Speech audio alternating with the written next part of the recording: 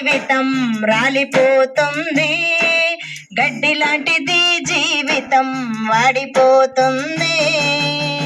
పాలరతి పైన నీవు నడిచిన గాని, పట్టు వస్త్రాలే నీవు తొడిగిన గాని, పాలరతి పైన నీవు నడిచిన గాని, పట్టు వస్త్రాలే నీవు తొడిగిన గాని, అందలము పైన కూర్చున్నా గాని, అందనంత స్థితిలోనే ఉన్నా గాని, కన్ను మూయడం ఖాయం, నిన్ను మోయడం ఖాయం, కన్ను మూయడం ఖాయం, నిన్ను మోయడం ఖాయం.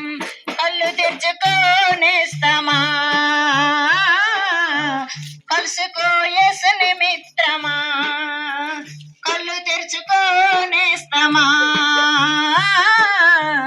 కలుసుకో యేసుని మిత్రమా.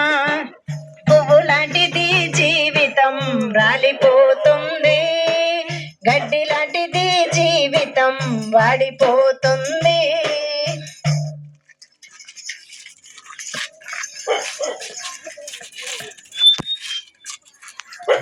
బాక్స్ ముందు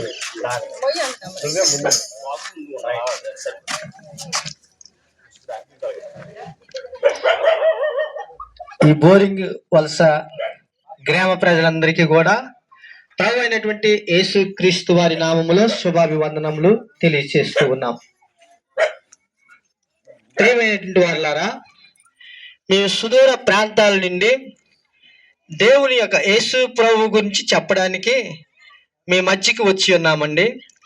కొద్ది నిమిషాలు మీరందరూ కూడా ఎక్కడెక్కడ ఉన్నటువంటి వారందరూ కూడా ఒక 2 నిమిషాలు 3 నిమిషాలు మరి వింటారని వినయపూర్వకంగా ప్రార్థిస్తూ ఉన్నాం.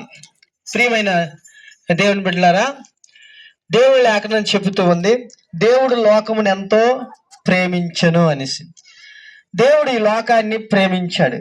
ఈ లోకం అంటే ఒక కవి గారు అంటారు, లోకం అంటే మనుష్యులు అనేసి, మట్టి కాదు మనుష్యులని.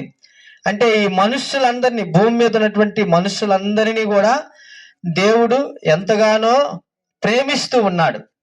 దేవుడు జీవించినటువంటి అంటే 2025 సంవత్సరాల క్రితము దేవుడు ఈ భూమి మీద కన్యక గర్భం యందు పుట్టి ఆయన అనేక చోట్ల బోధిస్తూ ఉన్నప్పుడు ఒక గ్రామానికి వెళ్తూ ఉన్నటువంటి సందర్భంలో ఒక కుష్టి వ్యాధి ఉన్నటువంటి ఒక వ్యక్తి వచ్చి ప్రభువుకి అంటూ ఉన్నాడు. ఏమంటూ ఉన్నాడు? ప్రభువా, నీకు ఇష్టమైతే నన్ను శుద్ధుడిగా చేయగలవు అనేసి.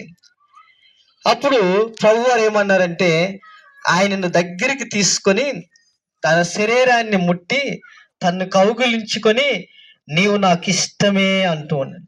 చూడండి ప్రియులారా, ఒక కుష్టి వ్యాధి ఉన్నటువంటి వ్యక్తిని ఈ లోకము అసహించుకుంటది, ఈ లోకము వెలివేస్తుంది, ఊరికి దూరంగా ఉంచుతుంది. మంచిలు కానీ ఆహారం కానీ ఏది కూడా ఇవ్వదు. కానీ ప్రభు అయినటువంటి యేసుక్రీస్తు వారు మాత్రము ఆ కుష్టి వ్యాధి ఉన్నటువంటి ఆ వ్యక్తిని ముట్టుకున్నారు, కౌగిలించుకున్నారు, స్వస్థత ఇచ్చారు. అదండి యేసుక్రీస్తులో ఉన్నటువంటి ప్రేమ.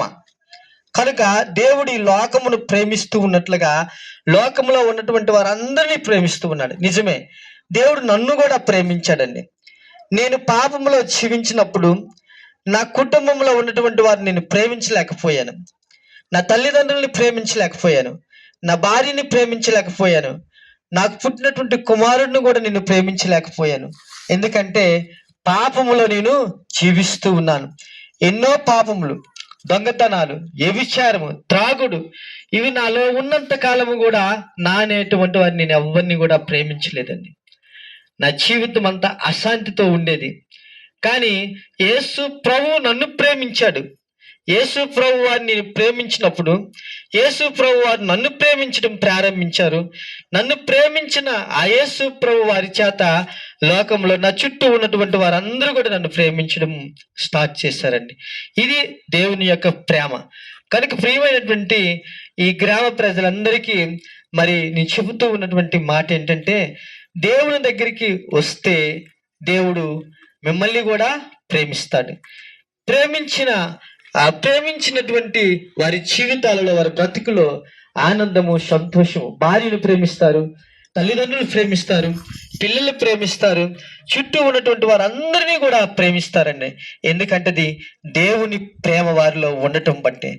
కనుక ఈ మాటలు గ్రహించి ప్రియమైనటువంటి వారులారా, దేవుణ్ణి మీరు మరి నమ్మి విశ్వసించి ఆ యేసయ్య దగ్గరికి వచ్చి మన యొక్క పాపములను ఆయన చెంత ఒప్పుకున్నట్లుగైతే ఆయన మిమ్మల్ని కూడా ప్రేమించి ఈ లోకములో ఉన్న వారందరి చేత ప్రేమించబడి మరి దేవుని ప్రత్యేకమైనటువంటి ప్రేమ మీ మీద ఉంచబడి పరలోకములో కూడా మరి మీరు చేరగలుగుతారు. ఈ మాటలు మరి మీరందరూ గ్రహిస్తారని నమ్ముచు మీకోసం ప్రార్థన చేసి మేము ముందుకు వెళ్తాం. ప్రార్థన.